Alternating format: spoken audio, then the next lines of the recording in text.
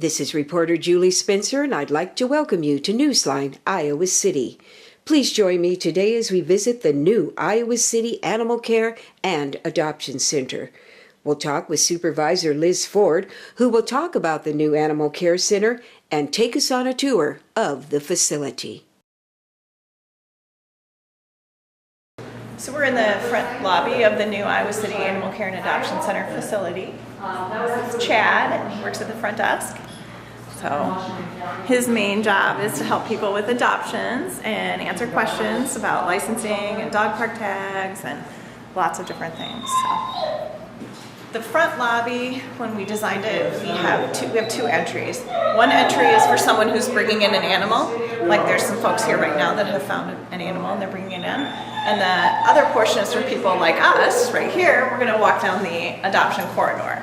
Okay. So this area is open to the public. We're going to stop here at the small mammal room.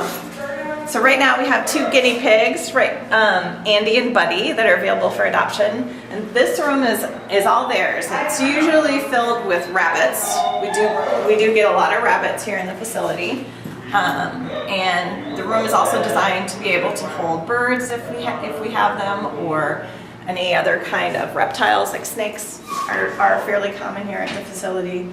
So it keeps those animals separate from the other dogs and cats, which might consider them prey. So it lowers the stress level on the little critters, and keeps them separate from those guys too. Can you talk a little bit about, I noticed the cats and the mammals are behind glass now. It used to be open cages. That's right. What is the reason for that now? Okay, so these are cat adoption areas, and each one of them is a room, but the caging is built onto the hallway with the glass as a barrier. And the reason that we decided to go to that type of caging is because it lowers the stress on the animals. So rather than having a steel cage where you open the door and put your hands in to interact with the animals, you can see them here really clearly, they can see you really clearly. But they don't have to always be handled, so it gives the animal a little bit more choice. So if someone is interested in meeting an animal, they can go into the room with a staff person or a volunteer and get to know them. But it's not forced on the animal like it was in the old place. And for cats particularly, smell is really important to them. So every person that walks by here, they're not getting bombarded by all the different smells and things like that. So it definitely lowers their stress level. So you've noticed the cats aren't as stressed out here? Oh, yes. They're a lot more comfortable. Yeah. From the day we moved in, which was a stressful time, completely new environment, all new smells, and very different. But what we noticed, even the first day we moved in and from that moment on is the stress level of these animals is so much lower in this facility. And we did a lot of research and a lot of planning and designing to figure out how we were going to make that happen. And then it's definitely been successful. So it was really, really worth it. And I think because the animal stress level's lower, it's just a nicer place to be. It's a nicer place to meet an animal, to get an idea of its true personality. It's safer both for staff and volunteers, but also for the public visiting, because the animals are, more comfortable. And obviously it's not a home. These guys need to be in a real home. But it's the best it can be for a temporary, until we get them into that forever home. So the cages that open up into the room then have the bars on them on the top part that are horizontal bars. And there have been some studies done in caging and sheltering and housing animals that have shown horizontal bars are easier for cats to see through, so they know when you're approaching, versus those old vertical bars of all the old cages.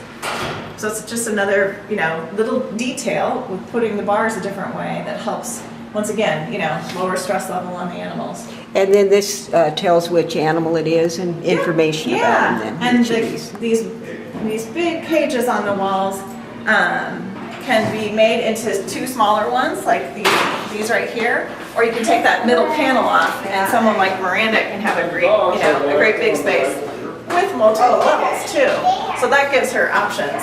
You know, she can hide underneath the shelf if she wants, if she's the kind of cat that likes to have something over her head to make her feel safe, or she can be on top of the shelf. Some cats like to be on top of the world. So you don't put 2 or more cats in cages anymore? We do. You still do that? We sure can, you bet. Some of them that enjoy having another yes, cat and with them? particularly young cats and kittens. And a lot of cats can live together. And sometimes cats will come in together. Someone can't keep them anymore and they have to relinquish them. And it's best for them to stay together because they're bonded and they like each other. So this is an opportunity to do something like that too. All right, so here, this is just more cat space, and then we have a colony room. So this is one of those areas where a bunch of cats can live together in a big space, kind of more like a home situation. So there's furniture in there and, you know, a couple litter boxes and stuff like that. And then behind you here is a meet and greet room. So if someone wants to meet a cat one-on-one and they want a little bit more of a private space, we could take the kitty and have them go in there. We could do some adoption counseling. We could do humane education. Maybe it's a family with children and they've never had a cat before. So that's an opportunity, you know, to do some one-on-one stuff with a potential adopter or, you know, kids. We do a lot of humane education. We do a lot of, like, you know, Boy Scouts, Girl Scouts, you know, kids schools and things like that that bring them in. Can you tell me your name? Sue Weinberg. And how long have you been volunteering? I started probably the end of December, but I used to volunteer a number of years ago when they were at the old location, and then my schedule kind of got crazy. What do you enjoy about volunteering here at the Animal Care Center? Just knowing I'm making a difference to the animals. And how often do you come in? Generally once a week. Once a week? Yeah. Okay. Well, thank you very much for talking with me. You're welcome. And thank you for volunteering. Can you tell me your name? Deborah Lee. And how long have you been volunteering here at the... Over 10 years. Over 10 years. I started out at the old shelter on Kirkwood. What do you like about volunteering? I don't know, I enjoy the cats and dogs and all the other animals we get. How many days a week do you come in? Usually 3 days. 3 days. Do you have cats at home too? Yes, I do. Okay. And what do you do when you come in? What you play with the cats, or what's some of the things you do? Play and pet with the cats, check on the laundry. Sometimes the soap containers need soap. Sometimes we need paper towels. Whatever, you know.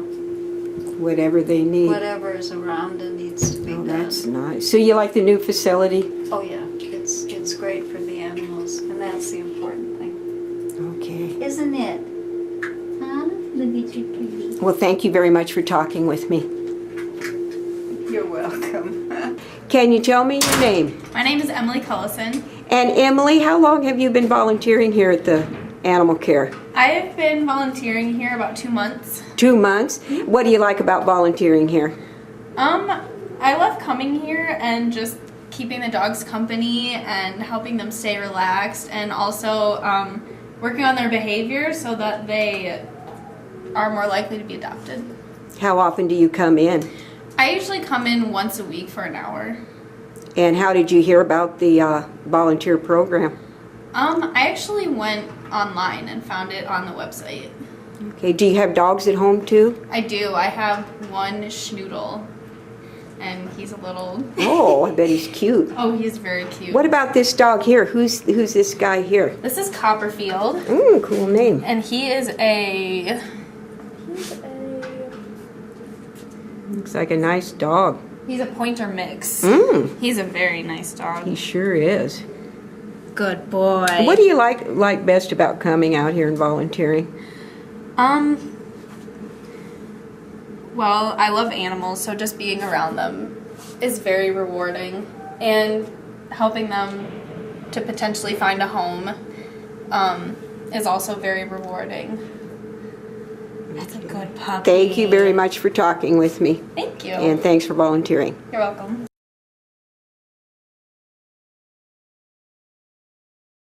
Can you tell me your name? My name is Chris Whitmore. And Chris, what do you do here at the Animal Care? I am the Iowa City Animal Services Officer. And what's that consist of? I do all the enforcing of the Iowa City laws for ordinances for pets, pick up stray dogs, go out on welfare checks if somebody's concerned about a pet, deal with sick or injured wildlife, any kind of loose animal, they'll call us. So are you pretty busy doing that then? Yeah, especially we're in the next month, it will be very busy. Springtime is very, very busy for us. And how many years have you worked for animal care? This will be my 23rd. 23 years, that's a long time. It is. Wow. And what do you like about the new care center? Oh, it's just the function of it is so much better as far as layout for bringing in stray animals. We don't have to interact with the public as much when we bring in something that might be unpredictable because they have their own separate entrance. So, and just the layout of cleaning the place is a lot easier. So it's just wonderful. We love it a lot. Okay, thank you very much for talking with me. Can you tell me your name? Yes, my name is Lisa Bragg. And what is your job here at the Animal Care Center? My title is Program Director, and that involves volunteer coordinating, foster care, humane education, and event planning. Okay. And have you had more volunteers come in, or? Yes, since we moved to the new location, we've had an outpouring of volunteers. It's been wonderful. We get calls almost on a daily basis with people wanting to come in and volunteer here. How many volunteers do you have? Currently, I have a little over 300, Oh. and we do ask that our volunteers commit to 2 hours a month. And that gets a little hard for some people because, you know, life does get in the way. You know, people have families and church and schoolwork, and they start off gung-ho, and then, you know, commitments come in, and sometimes they just can't make that commitment for 2 hours every month.